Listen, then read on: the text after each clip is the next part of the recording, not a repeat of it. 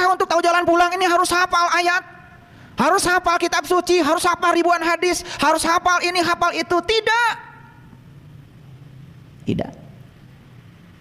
Makanya di Quran sangat luar biasa ya, dikatakan seperti ini. Baik, kita lihat ayatnya. Ini Quran surat Al-Hijr ayat yang ke-29. Jadi bisa dibaca ya, surat ke-15 ayat 29. Maka ketika aku telah menyempurnakan penciptaannya dan aku tiupkan ruhku. Ayo kita pahami. Yang ditiupkan ke dalam tubuh kita ini bukan ruhmu. Ruhku, mirruhi. Pertanyaan saya, ada nggak ruhmu? Ada? Nggak ada. Karena yang ditiupkan ke dalam tubuh kita itu bukan ruhmu. Kata Allah, ruhku, mirruhi. Jadi siapa sesungguhnya dirimu itu? Ya, dirimu itu adalah ruhku. Stop aja sampai situ dulu. Nanti kalau kepanjangan malah nggak ngerti. Nah, tugasmu apa? Tunduklah kamu. Coba lihat ayatnya. Fa idza sawaituhu wa nafakhtu fihi min ruhi faqaulahu sajidin. Jadi tugasmu adalah tunduk dan sujud kepada ruhku. Ada nggak di sini harus pesantren? Ada nggak di sini harus ini harus itu? Nggak ada. Tugasmu cuma satu, tunduk saja pada ruhku. Pertanyaannya, siapa yang harus tunduk? Ayo lihat saya semuanya. Yang harus tunduk itu adalah jiwamu, nafsmu. Pada siapa? Pada dua pembimbing yang hidup dalam dirimu, Nurullah dan Nur Muhammad. Itu yang membimbingmu. Kita hanya disuruh sujud ke situ saja. Itulah pesantren yang sebenarnya. Paham sekarang? Kan kita sudah banyak contoh. Mohon maaf, saya bukan menyepelekan.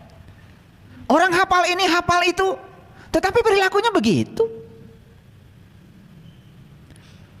Bahkan dia mengatakan yang paling suci, yang paling baik, tapi kenyataannya begitu. Mohon maaf. Ada terdengar berita, informasi. Di sini terjadi pencabulan, di sini terjadi ini, terjadi itu. Dan sedihnya itu di lingkungan di mana di situ katanya diajarkan tentang kesucian.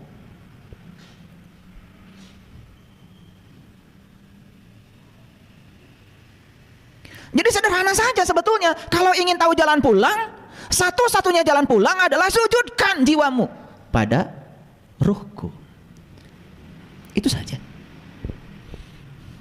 Saya yakin siapapun orang di tempat ini yang selalu mengikuti apa kata diri sejatinya, bahkan tidak hafal ayat, tidak ngaji ini ngaji itu, saya yakin selamat. Sebaliknya, yang hafal ini hafal itu cuman luarnya saja, tetapi dia berkhianat kepada ruhku yang ada dalam dirinya, itulah yang disebut dengan melanggar dari keselarasan diri dengan diri sejatinya. Gimana, mengerti? Sebelum saya lanjutkan, yuk kita simpulkan dulu. Jadi yang disebut dengan jalan itu jalan pulang. Kalau ruhku ini percikan cahaya ilahi ingin pulang ke tempat asalnya, sederhana kok. Jalannya turuti perintah ruhku yang membimbingmu setiap saat, setiap ruang dan waktu. Tidak pernah tertidur, tidak pernah terkantuk. Ikuti saja itu. Sudah, selesai. Dan saya yakin orang-orang yang selalu mengikuti dan tunduk sujud kepada ruhku yang ada dalam dirinya, gak bisa ini, gak bisa itu, gak hafal ayat ini, gak hafal ayat ini, selamat. Selamat. Nah, oleh karena